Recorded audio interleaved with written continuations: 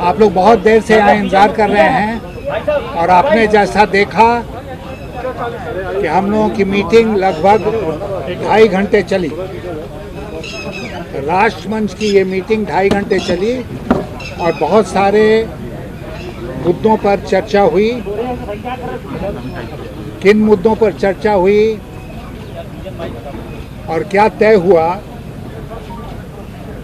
इसके बारे में विस्तार से आपको हमारे 2 साथी जो यहाँ उपस्थित हैं, 3 साथी, मजीद साहब, घनश्याम तिवारी और पवन वर्मा, ये 3 लोग विस्तार से आपको ब्रीफ करेंगे जो 2.5 घंटे का डिस्कशन हम लोगों का हुआ उसके बारे में।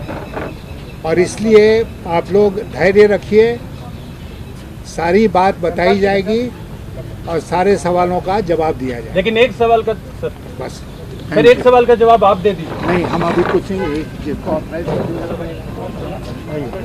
ठीक है तो क्या सर आगे कर लीजिए कुर्सी। देखिए, सबसे पहले तो एक बात का खुलासा करना बहुत ज़रूरी है, क्योंकि मीडिया में पिछले 24 घंटों से जो खबरें आ रही हैं, चाहे वो इलेक्ट्रॉनिक मीडिया हो या इवन प्रिंट मीडिया हो, कि ये राष्ट्रमंच की सभा एंटी बीजेपी पॉलिटिकल पार्टीज़ को इकट्ठा करने के लिए शरद पवार जी ने बुलवाई। ऐसी कोई बात नहीं है। सबसे पहले तो मैं ये कहना चाहूँगा कि ये सभा शरद पवार साहब के मकान पर हुई है, लेकिन ये शरद पवार साहब ने नहीं बुलवाई है। पहली बात, ये सभा राष्ट्रमंच के प्रमुख हमारे यशवंत सिन्हा जी की तरफ से बुलाई गई थी और हम सब जो राष्ट्रमंच के फाउंडिंग मेंबर्स हैं या कार्यकर्ता हैं, हम लोगों ने सब सहयोग के साथ इस सभा का आयोजन किया था।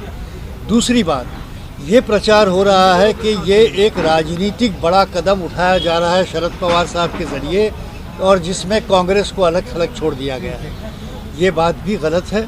न तो राजनीतिक दृष्टि से कोई डिस्क्रिमिनेशन या कोई एक्सक्लूजन हुआ है।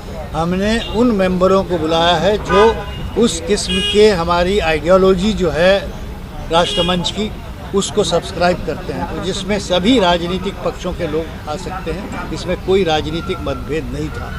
तीसरी बात, ये भी खुलासा आवश्यक है, कांग्रेस के भी मेंबरों को इसमें निमंत्रण मैंने खुद दिया है।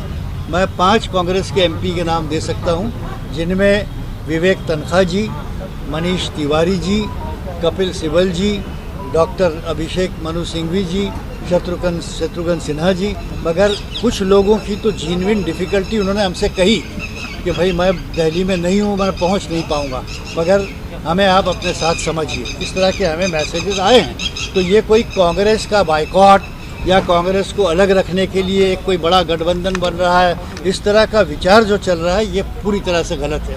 अब आज की सभा में विशेष तौर पर आज की ये एक मंच का जो आइडियोलॉजी है और मंच का जो कार्यक्रम है, उसके तहत ये तय हुआ है कि पॉलिटिकल, इकोनॉमिक और सोशल वातावरण जो आज देश में बना है, उसको बेहतर बनाने के लिए, उसको ठीक करने के लिए राष्ट्रमंच का क्या रोल होगा, इस पर सुझाव सबको सुना गया। और इसमें अच्छे नॉन पॉलिटिकल लोग भी रहे जिनको सुना गया। जावेद साहब ने अपनी बात रखी, जावेद अख्तर साहब ने, और जस्टिस AP शाह साहब ने भी अपनी बात रखी। तो ये कोई एक राजनीतिक कार्यक्रम नहीं था जिसको गलत तरीके से प्रचार करना सही नहीं होगा, नाइंसाफ़ी होगी। अब वो इस मुद्दे में किसने क्या कहा और अल्टीमेटली क्या तय हुआ, ये हमारे साथी समाजवादी पार्टी के हमारे स्पोक्सपर्सन और हमारे फाउंडर मेंबर घनश्याम जी बताएंगे। नमस्कार साथियों, बहुत बहुत धन्यवाद आप सभी लोगों का कि आप सभी लोगों ने इतने समय तक इस चर्चा का आप लोग हिस्सा रहे।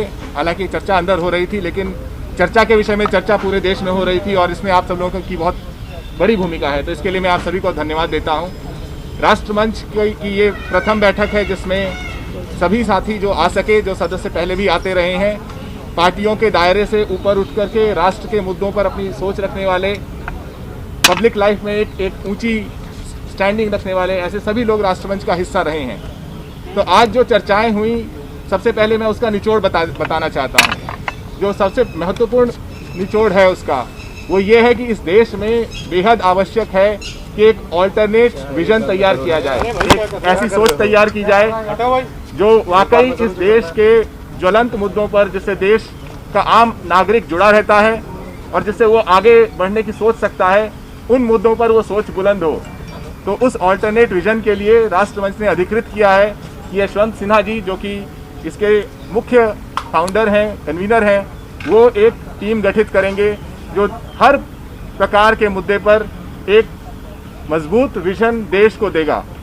इस विजन का हिस्सा देश के नागरिक होंगे, देश की सामाजिक संस्थाएं होंगी, राजनीतिक दल इस विजन का हिस्सा बनेंगे। और इस तरीके से ऐसा नहीं होगा कि हमारे युवा देश में विजन का अकाल हो, और खासकर सिर्फ इसलिए अकाल हो जाए कि मौजूदा सरकार किसी विजन पर काम नहीं कर रही। तो एक पहला निचोड़ इसका ये है, उस विजन में तमाम चीज़ें होंगी।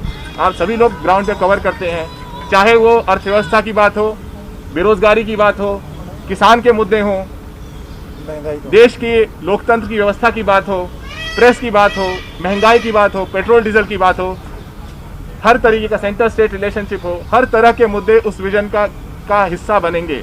और वो विजन इंक्लूसिव विजन होगा, वो एक पॉजिटिव विजन होगा, देश को आगे बढ़ाने वाला।